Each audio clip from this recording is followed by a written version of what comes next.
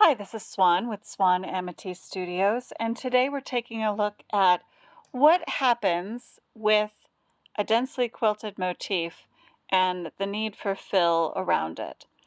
Anytime that you're working with something where you have quilted fairly densely for your motif, you're going to notice that the fabric around it is a little puckered and is creating a pocket that won't really lay flat. See all of our little puckering here?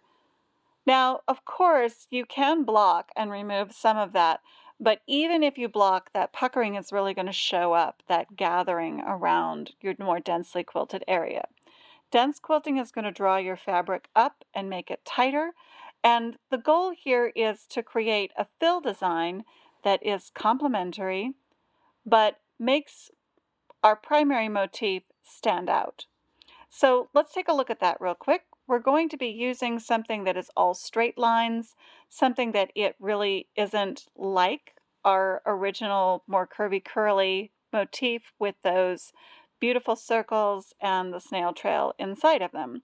So here we go. What we are up to, and I've got this more heavily lit from the side so that you can see the tone on tone stitching here.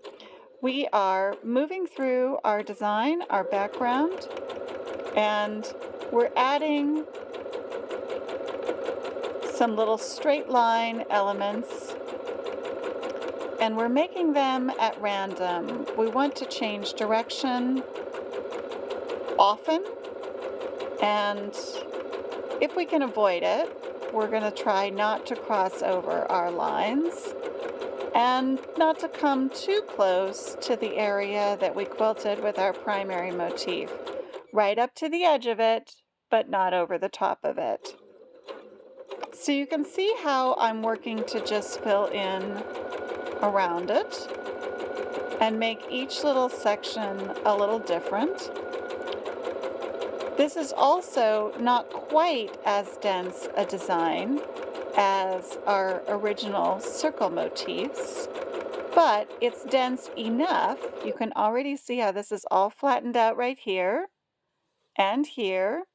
We still have a pucker over to the side there, we'll get to that, but we're also choosing something that makes this pretty easy to keep producing.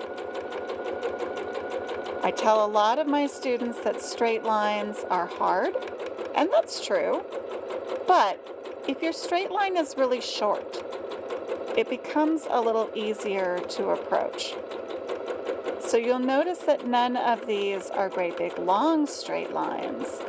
They're all really short, change direction quickly, and that makes them reasonable and easier to achieve.